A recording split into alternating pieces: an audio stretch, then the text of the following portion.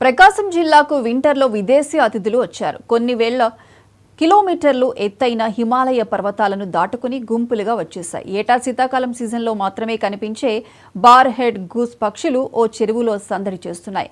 దేశాలు దాటుకుని ఇక్కడకు ఎందుకు వచ్చాయనే విషయాలు తెలియాలంటే వాచ్ ది స్టోరీ.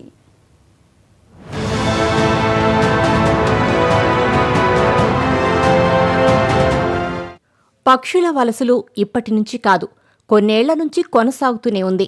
దేశాలను దాటుకుని వందలు వేల కిలోమీటర్లు జర్నీ చేస్తాయి.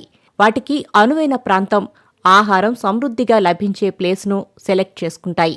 అవి ఎప్పుడు పడితే అప్పుడు రావు, సెలెక్ట్ సీజన్లో మాత్రమే వస్తాయి. కొన్నాళ్లు ఉన్న తర్వాత మళ్లీ వెళ్లిపోతాయి. ప్రపంచంలోనే రోజుకు అత్యంత దూరం ప్రయాణించే బార్ హెడ్ గూస్ పక్షులు ప్రకాశం జిల్లాలో సందడి చేస్తున్నాయి.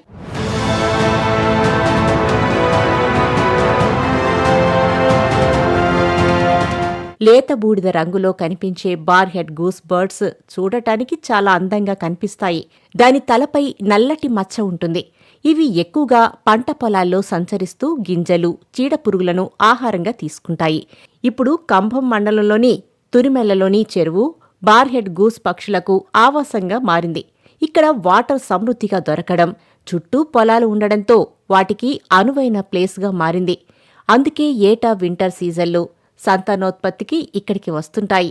ఈ ఏడాది కూడా విదేశీ అతిథులు మాదిరి రావడంతో ప్రజలు వాటిని చూసి హర్షం వ్యక్తం చేస్తున్నారు.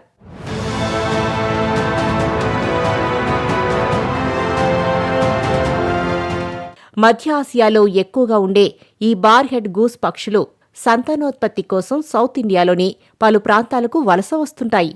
అందులో భాగంగా సంతానోత్పత్తి కొరకు ఇవి ప్రకాశం జిల్లాకు వచ్చి ఉంటాయని పక్షి వీక్షకుడు బెల్లంకొండ భాను తెలిపారు. ఈ పక్షులు గుడ్లు పెట్టిన తర్వాత 56 రోజులు పొదిగి సంతానోత్పత్తి చేస్తాయి. తర్వాత వాటి పిల్లలు